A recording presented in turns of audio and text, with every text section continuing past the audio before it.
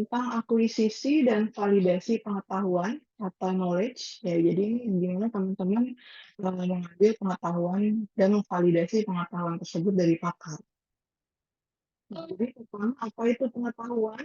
Jadi informasi yang diperoleh dari kumpulan data, kemudian kumpulan data tersebut diambil polanya. Nah, pola dari kumpulan data tersebut adalah salah satu bentuk dari pengetahuan. Nah, pengetahuan yang diperoleh kemudian direpresentasikan keadaan yang telah terjadi atau yang akan terjadi di masa depan. Nah, kemudian selanjutnya di sini ada hierarki pengetahuan. Nah, jadi kalau paling bawah di sini adalah noise ya. Kemudian dari noise yang kedua adalah data, kemudian informasi. Nah, di sini informasi dan data ini digunakan pada sistem informasi dan sistem basis data. Nah, kemudian setelah informasi ada pengetahuan.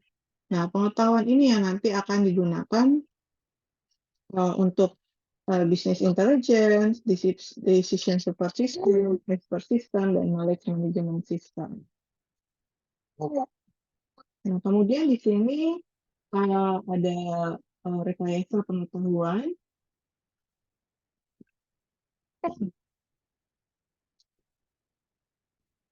Jadi pada diagram ini dia menggambarkan alur akuisisi, kemudian penyimpanan, pengujian, dan penggunaan pengetahuan dalam sistem basis pengetahuan. Jadi kita lihat di sini pada gambarnya ada sumber pengetahuan atau source of knowledge, di mana dia adalah sumber utama pengetahuan yang diperoleh baik dari pakar maupun sumber lainnya. Nah, sumber ini menyediakan pengetahuan yang akan diwakili dalam bentuk representasi pengetahuan. Kemudian ada representasi pengetahuan. Kemudian ada representasi pengetahuan, jadi pengetahuan yang diperoleh dari sumber-sumber itu diubah menjadi bentuk representasi yang dapat dipahami oleh sistem. Nah, representasi ini kemudian di-encode dan dimasukkan ke dalam basis pengetahuan. Nah, kemudian selanjutnya basis pengetahuan atau knowledge base. Ini adalah tempat di mana pengetahuan yang telah diwakili disimpan dan diolah. Kemudian basis pengetahuan juga dapat digunakan untuk inferensi dan penarikan kesimpulan. Jadi kalau pertemuan sebelumnya pada basis pengetahuan di situ ada fakta dan ada rules ya yang digunakan untuk inferensi seperti itu. Kemudian ada knowledge validation atau validasi pengetahuan. Nah, proses validasi atau pengujian pengetahuan ini yang ada di dalam sistem basis pengetahuan menggunakan contoh kasus atau test case. Nah, validasi ini bertujuan untuk memastikan bahwa pengetahuan yang disimpan itu akurat dan bisa diterapkan. Nah, kemudian ada inferencing atau penarikan kesimpulan. Nah, sistem menggunakan pengetahuan dalam basis pengetahuan ini untuk melakukan inferensi atau penarikan kesimpulan. Nah, hasil dari inferensi ini dapat digunakan dalam berbagai aplikasi termasuk pengambilan keputusan. Nah, yang terakhir di sini ada explanation dan justification. Jadi penjelasan atau justifikasi. Nah, sistem juga dapat memberikan penjelasan dan justifikasi dari hasil inferensi sehingga setiap kesimpulan yang diambil dapat dijelaskan secara logis berdasarkan pengetahuan yang ada. Nah, kemudian selanjutnya ada sumber knowledge base atau sumber pengetahuan ya.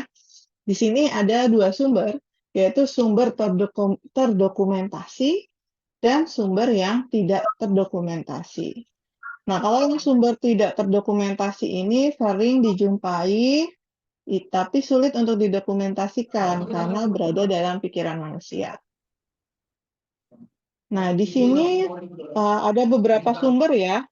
Yang pertama ada deskripsi perilaku dan keyakinan. Ini mencangkup pengetahuan tentang cara orang atau sistem berperilaku dalam situasi tertentu, serta keyakinan yang mendasari perilaku tersebut. Kemudian ada definisi kosakata atau vocabulary definition. Di sini adalah kesimpulan istilah dan definisi yang diperlukan. Kemudian objek dan relationship. Di sini pengetahuan tentang entitas yang ada dalam suatu domain serta bagaimana mereka berhubungan. Kemudian heuristik dan decision rules. Kemudian ada prosedur pemecahan masalah. Ini mencakup langkah-langkah atau metode yang digunakan untuk menyelesaikan masalah dalam domain tertentu.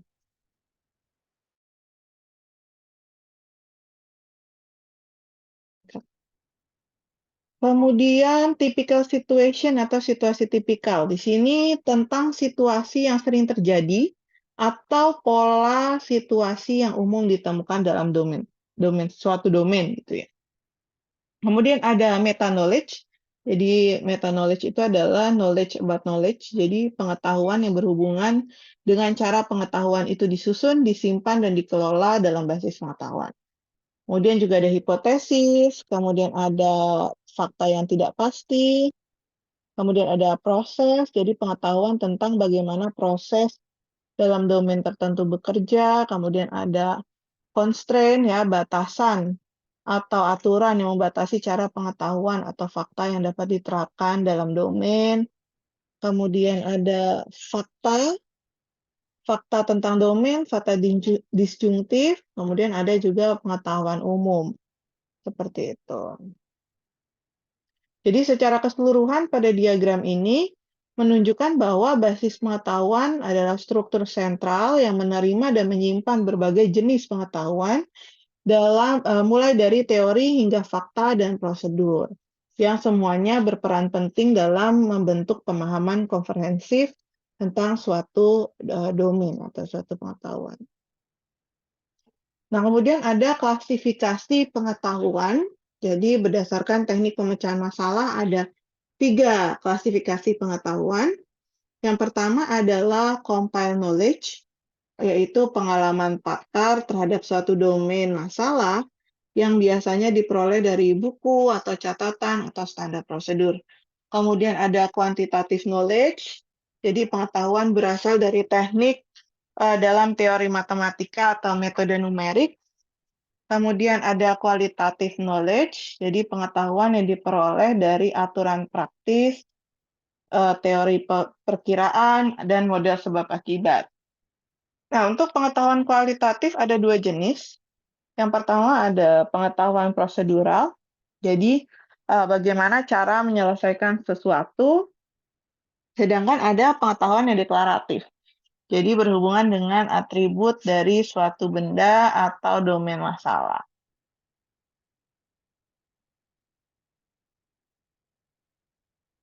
Nah, ini adalah jantungnya. Jadi akuisisi adalah jantungnya sistem pakar ya disebutnya karena seberapa dalam kita mendapatkan pengetahuan itu yang akan menentukan bagaimana akuratnya sistem pakar kita seperti itu. Nah, kemudian ada jadi akuisisi pengetahuan adalah tahapan pertama sistem berbasis pengetahuan. Jadi nanti ada akuisisi, kemudian ada representasi, dan ada inferensi. Nah, untuk bab ini kita akan membahas tentang akuisisi pengetahuannya. Nah, akuisisi pengetahuan ini adalah mengumpulkan informasi dari berbagai sumber atau pakar untuk kemudian disimpan dalam sistem komputer. Nah, sumber itu bisa dari pakar atau expert, ya orang ya. Kemudian bisa dari buku, kemudian laporan, database, dan sebagainya. Nah, yang melakukan akuisisi adalah knowledge engineer. Jadi, kalau knowledge engineer, nanti tugasnya adalah melakukan akuisisi dan melakukan representasi pengetahuan dari pengetahuan yang didapat dari pakar. Nah, apa saja yang diakuisisi? Yang pertama ada what is atau apa ya, kemudian masalah, kemudian solusi, dan teknik penggunaannya seperti apa. Nah, ini apa namanya? Ini adalah akuisisi pengetahuan ya, jadi dari pakar, kemudian dilakukan akuisisi dan dimasukkan ke dalam knowledge repository. Tujuannya untuk merumuskan pengetahuan sehingga dapat diorganisir dalam komputer, kemudian mendapatkan pengetahuan, fakta atau aturan, model, dan cara pemecahan masalah. Nah, ini adalah isu yang biasanya terjadi pada akuisisi pengetahuan. Pertama adalah memperoleh pengetahuan itu sulit dan bisa memakan waktu, mahal, dan tidak efisien. Nah, maka dibutuhkan beberapa teknik. Yang pertama, membuat para ahli mau berhenti bekerja untuk waktu yang singkat ya. Jadi bagaimana teknik kita untuk membuat pakar itu mau meluangkan waktu untuk kita. Kemudian bagaimana menangkap pengetahuan terstruktur secara efisien. Kemudian fokus pada pengetahuan yang penting dan menangkap pengetahuan yang tacit atau yang secara tidak langsung. Nah, ini adalah permasalahan dari akuisisi pengetahuan. Nah, yang pertama adalah sulit mengekspresikan permasalahan. Jadi, si pakar ini seringkali menggunakan aturan atau pendekatan yang berbeda saat menyelesaikan masalah. Nah, dalam praktik nyata dibandingkan dengan apa yang mereka nyatakan pada wawancara. Nah, mereka cenderung mengabaikan detail proses yang mereka gunakan untuk mencapai kesimpulan, yang dapat membuat sulit bagi knowledge engineer untuk menangkap semua aspek penting dari proses pemikiran pakar. Selain itu, pakar juga seringkali merasa kesulitan mengekspresikan pengalamannya, terutama yang berkaitan dengan sensasi, ingatan, dan perasaan. Kemudian yang kedua adalah transfer pengetahuan ke mesin. Jadi pengetahuan dari manusia yang didapatkan harus disimpan dalam format tertentu agar bisa digunakan oleh mesin. Nah, mesin juga memerlukan pengetahuan yang diekspresikan secara jelas dengan tingkat detail yang lebih rendah dibandingkan dengan manusia. Nah, akan tetapi mentransfer pengetahuan kompleks dan abstrak dari pakar ke mesin itu bisa menjadi tantangan karena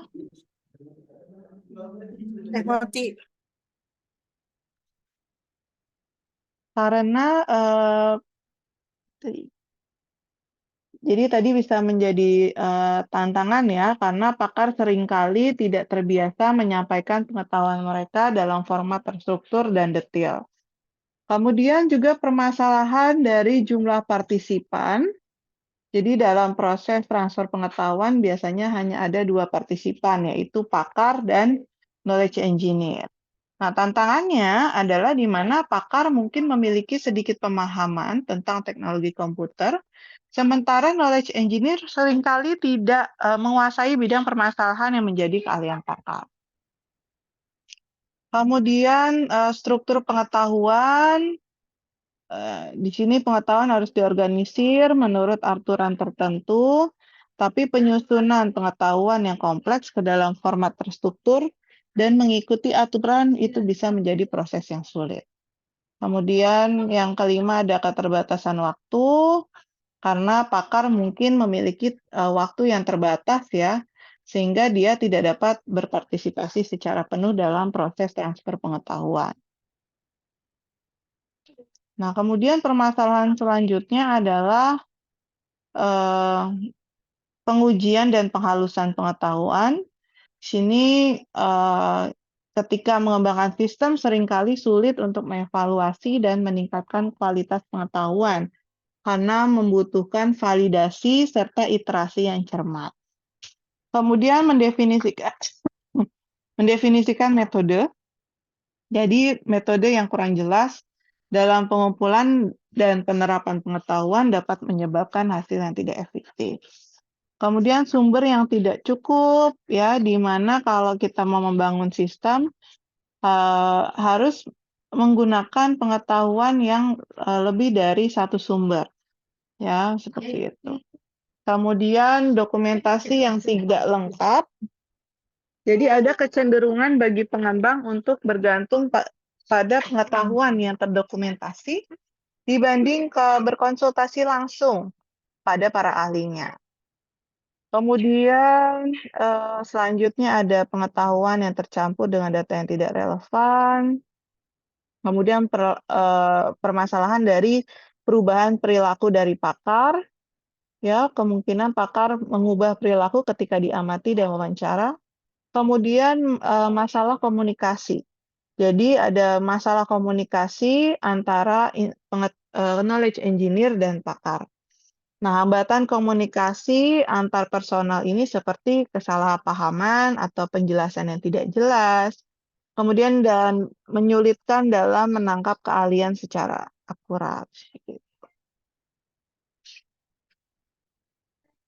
Nah, kemudian bagaimana cara mengatasinya? Pertama, kita dapat mengembangkan program yang mampu menerima saran seperti yang sering diberikan kepada user atau pemula, kemudian memberikan paket software pengembangan sistem pakar menyederhanakan sintaks dari rules, kemudian beberapa kesulitan mungkin bisa dikurangi dengan tools akuisisi knowledge berbasis komputer.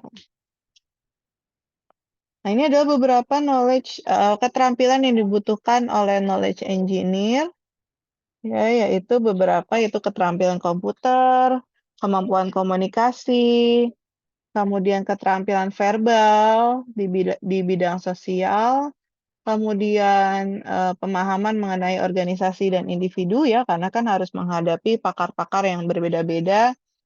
Kemudian memiliki pengetahuan dalam rekayasa pengetahuan, kemudian dapat salah satunya adalah untuk percaya diri, seperti itu. Nah, knowledge engineer juga harus mampu menemukan objek dalam pengetahuan. Contohnya, di sini ada membandingkan kod dengan mesin serupa, yaitu SN4. Menurut saya, kod lebih jauh lebih kecil dan lebih ringan. Saya mencirikan kod memiliki efisiensi tinggi, emisi rendah dan tenang, itu mesin yang tenang. Nah, kita akan menemukan objek. Beberapa objeknya adalah konsep, relasi, dan nilai. Nah, dalam konsep kita bisa menemukan ada konsep kop, ya, karena kita akan membicarakan kop, kemudian mesin, dan SN4. Kemudian relasi, nah relasi kan berarti antara konsep, ya. Itu ada lebih kecil dan lebih ringan. Kemudian ada nilai. Nah, nilai ini ada efisiensi tinggi, emisi rendah, dan tenang. Nah, kemudian setelah kita bisa menemukan konsep, relasi, seperti itu, kita akan bisa memodelkan pengetahuannya. Nah, di sini nanti di pertemuan selanjutnya, ya, atau mungkin 2 pertemuan, di sini akan membahas tentang representasi pengetahuan. Nah, ada beberapa metode yang bisa digunakan untuk representasi. Di sini contohnya ada semantic network. Nah, di sini adalah konsepnya, ya. Di sini ada relasinya, dan ada juga frame, seperti itu. Nah, ini ilustrasi pakar ke repository. Jadi dari pakar, ya, dapat kita objek pengetahuannya, dibuat model pengetahuannya, lalu masuk ke knowledge repository. Ini proses akuisisi, ya, jadi dari pakar, kemudian knowledge engineer, dan ada juga expert systemnya. Jadi dari knowledge engineer akan memberikan pertanyaan ke pakar, pakar akan memberikan jawaban, lalu knowledge engineer merepresentasikan pengetahuannya, diberikan ke kita masukkan ke sistem pakar, lalu menghasilkan suatu hasil, ya. Nah, ini metode akuisisi, ada manual, jadi teknik mendapatkan knowledge dari pakar yang dilakukan secara manual, atau juga bisa dalam bantuan komputer. Nah, kebanyakan kalau untuk teknik manual, kita akan menggunakan wawancara. Nah, nanti untuk wawancara, ada 2 jenis. Ada wawancara tidak terstruktur, dan ada wawancara terstruktur. Nah, format akuisisi yang paling umum adalah wawancara tatap muka. Tapi kalau untuk saat ini kita bisa melakukan wawancara mungkin melalui online ya, atau mungkin melalui Google Form juga bisa. Nah, kalau untuk wawancara tidak terstruktur, ini dilakukan secara informal. Ya, jadi biasanya sebagai tahap permulaan. Tahap kita mengenal pakar mungkin ya, kita bertanya beberapa hal. Nah, di sini kalau wawancara tidak terstruktur, dia secara spontan, berarti dia tidak menggunakan catatan seperti itu ya. Nah, kalau terstruktur, di sini prosedurnya adalah knowledge engineer bisa mempelajari materinya, kemudian dia dapat mengidentifikasi tujuan pertanyaan yang akan diajukan, jadi dia akan membuat pertanyaan-pertanyaan, kemudian melakukan jadwal dan membuat form wawancara untuk diberikan kepada pakarnya, seperti itu. Kemudian di sini dengan bantuan komputer, jadi dibangun. Di sini ada semi otomatis, jadi knowledge base dibangun dengan atau tanpa knowledge engineer dengan menggunakan komputer. Atau knowledge base dibangun oleh knowledge engineer dengan caranya yang dianggap lebih efisien dan meminimalkan partisipasi pakar. Nah, untuk otomatis, jadi peran pakar atau knowledge engineer benar-benar diminimalkan. Nah, di sini ada beberapa teknik dari akuisisi pengetahuan. Ada protokol generation teknik, laddering, protokol analisis, proses mapping, konsep sorting, dan repertory grid analysis. Nah, di sini protokol generation teknik, di sini wawancara tadi ya. Jadi wawancara tadi ada terstruktur dan tidak terstruktur. Kalau tidak terstruktur, di sini dilakukan secara informal. Nah, kelemahannya wawancara tidak terstruktur, jadi dia seringkali tidak dapat menyediakan gambaran lengkap atau terorganisasi baik dari proses kognitif, yaitu pengenalan atau pemahaman. Oh iya, untuk Digiform, jadi yang di checklist di pertemuan 7 aja ya. Jadi pertemuan 2-nya diganti jadi pertemuan 7. Jadi untuk pertemuannya kita yang di checklist adalah yang 7 ya. Gitu. Kemudian alasannya adalah domain biasanya rumit, kemudian pakar biasanya kesulitan mengekspresikan elemen yang penting dari knowledge-nya. Kemudian domain pakar mungkin menginterpretasikan struktur yang buruk karena persiapan yang kurang. Data yang diperoleh seringkali tidak berkaitan dan disebabkan kurangnya pelatihan dan pengalaman dari knowledge engineer dalam wawancara tidak struktur dengan efisien. Nah, kalau wawancara terstruktur dia ada prosedurnya.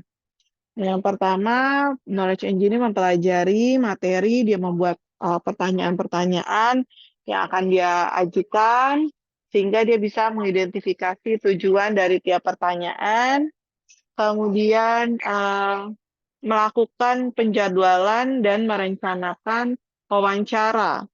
Ya, jadi di sini perencanaan ini termasuk janji bertemu secara fisik, mendefinisikan tujuan dan agenda sesi akuisisi, serta mengidentifikasi dan memperhalus wilayah utama pertanyaan. Nah, kemudian knowledge engineer juga bisa menuliskan contoh pertanyaan. Jadi bisa kita berikan kepada pakar terlebih dahulu, sehingga pakar bisa bersiap-siap. Seperti itu. Nah, kemudian teknik kedua ada laddering. Jadi di pengetahuan dimodelkan berdasarkan level anak tangga. Jadi dimodelkan berdasarkan atribut, nilai, proses, dan lain-lain. Nah, contoh yang pertama di sini dia berdasarkan atribut dan values ya. Jadi ada atributnya ada testiness, values-nya ada tasty, very tasty, dan not tasty. Kemudian yang contoh 2 adalah proses. Ya, jadi di sini proses untuk pembuatan syaratan. Nah, dia akan di-breakdown lagi menjadi 3 proses dan begitu seterusnya. Kemudian metode pelacakan atau protokol analisis. Dia mengacu pada teknik yang mencoba untuk melakukan pelacakan proses reasoning dari seorang pakar. Nah, di sini eh, di sini metodenya adalah jadi pakar akan menyediakan komentar saat mereka melakukan tugas. Lalu direkam direkam dan ditranskrip.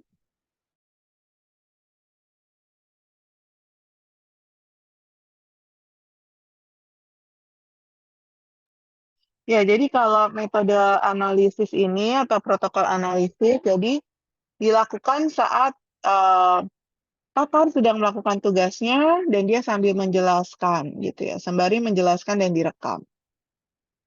Kemudian proses mapping di sini pengetahuan dimodelkan seperti peta, jadi dia dibangun berdasarkan beberapa model laddering yang dibangun sebelumnya.